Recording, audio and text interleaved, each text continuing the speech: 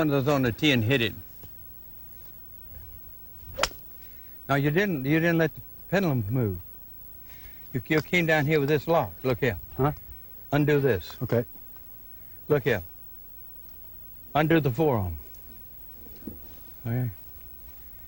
Ah, turn it. Okay. That's a little different. Mm-hmm. And forward press, reverse. That's good. Now you see this club is, your arm is getting here, the club is still behind. I'm not advancing the club head? Well, you see, you're not, yeah, I'm snapping. I'm doing this with a hand like this. Watch your thumb. You get to that, like that. And then look, yeah, this elbow's here. And then I'm turning like that. All right. So all right, just do it easy, a half swing. Yeah, yeah. Okay. Just don't try to do it so fast.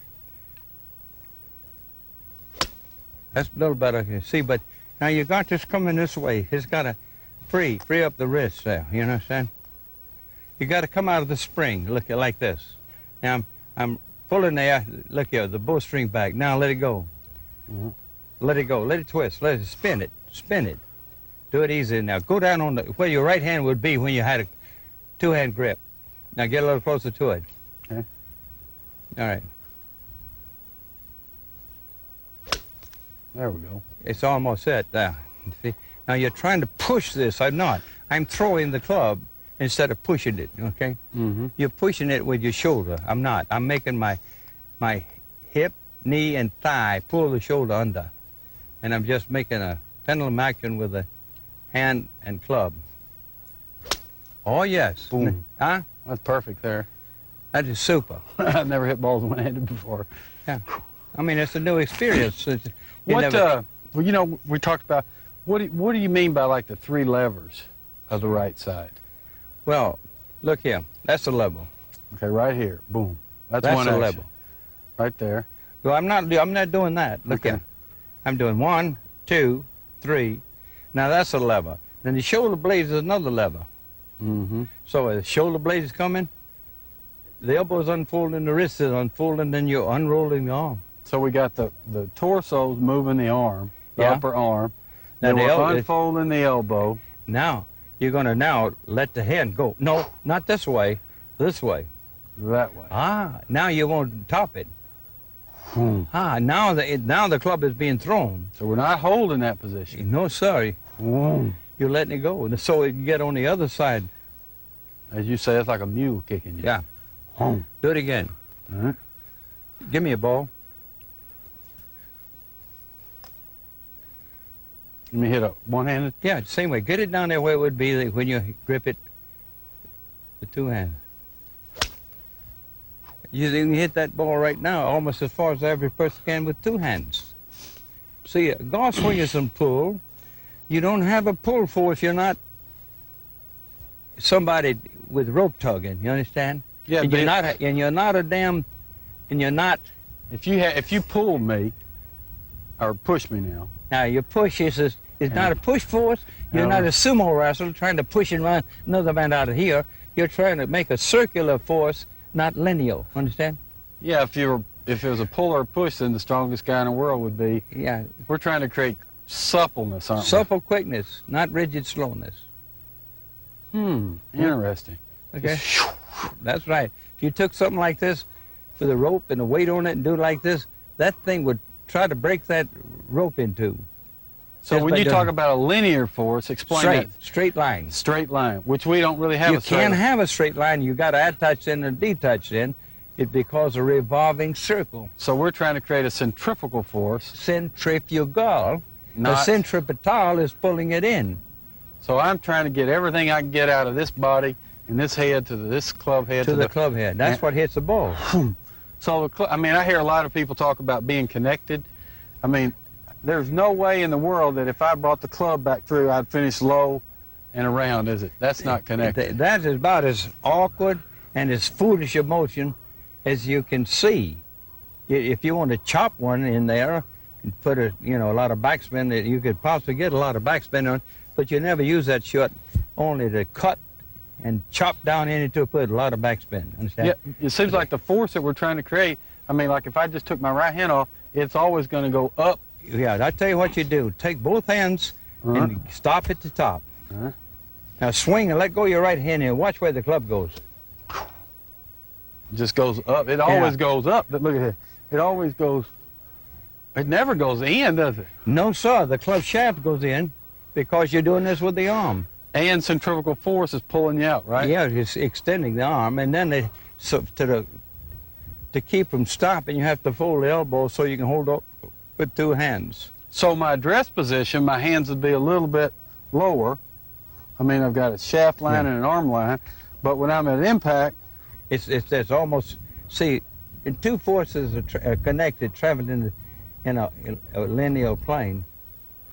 They try to join into a single line. Like a common line. So now I have what we call two lines, arm and shaft, and when I come back because of centrifugal force and I'm raised a little bit, I'm almost in one common line. Yeah, it's like to have a common line between the club head and your shoulders. As opposed if I was down here. That's, you know, these people don't realize what harm they're doing to the spine. Mm-hmm. They keep hitting it like that. I tell you one thing. You talk about back trouble, they're going to have it. Mm-hmm. Okay? Boy, this feels so good. Look at that. I mean, either hand, I'm ready to hit it right from the get-go, right? Yeah. As opposed to this. Yeah, it's no good. You're in a block position the other way. That's right. Super, now. Okay? Boom. Okay. I'm going to show you how important the shoulder blades are in a golf swing. Now, the shoulder blade is a scapular blade. It comes like this. Like this.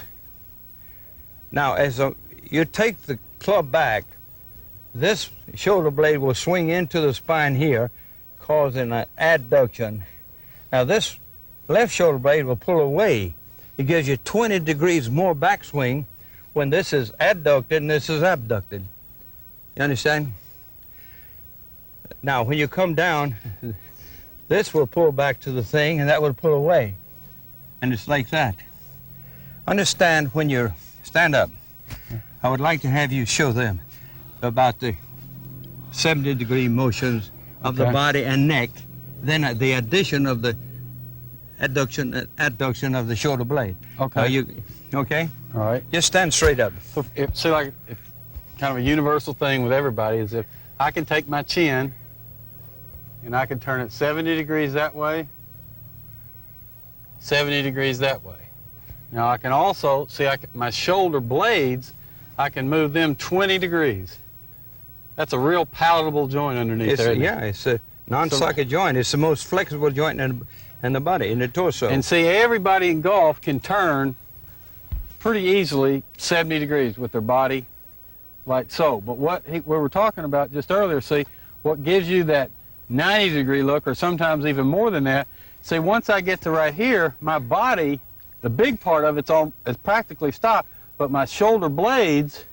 You're going to do that by raising the arm. It's just making the shoulders go. Boom. See, my arms are pulling my shoulders in a back rotation on the oblique plane. In an oblique plane. And see, I can't do that if I'm locked in here real tight, but it's an incredible motion. Like you look at Freddie or anybody, they're pulled, boy, they get to right here, and then their body just continues, those shoulder blades. This one pulls away from the spine, and this one pulls towards it. Yeah. That gives you that 90-degree look. See, away is ab. Add is 2. The left shoulder pulls away from the spine, giving you 20-degree more arm and shoulder turn. Okay? Mm-hmm. But this is what it looked like. Yeah. Boy, you can turn around. See, now my whole back's to the target, as opposed to like this. Okay, now to make a swing, turn your back to the thing. Uh-huh. Now, let me get out of the way. Don't hit me. I want to. Okay? Now, Start again. Okay, I'd like to have you watch the shoulder blades. Shoulder blades. Yeah. Now, watch them on the other And side. action. Now, okay? All right. Do it again. It's in action already. Now, that's a real good shoulder blade action. Okay, swing. And you're not tying them up. You're flexing them up. You're softening them up. You're not tense, are you? Oh, no. Like, one of the real dominant hidden things that it's hard to see in your swing and my swing is the shoulders are a secondary force. Right. They just don't have a lot of this and this at all. They're reacting or put into a position by Ankles, knees, hips, and hands and arms. See, this motion, the pivot, which we've gone over and over and over, See, it's making my shoulders are reacting to that motion, right? The hips and knees. Yeah, see, this is making them as opposed to making them like a primary force or something that they're just reacting, right? They should react, not be the primary force. They're reacting to the arms and hands and the knees and hips. See, and that then you have supple quickness. Otherwise, you have rigid slowness. Yeah, and it's also a lot easier as far as tempo and stuff to feel those great big old muscles and just let them swing back. Yeah. Boom, boom, as opposed to just being locked in real quick like that. No good. No good.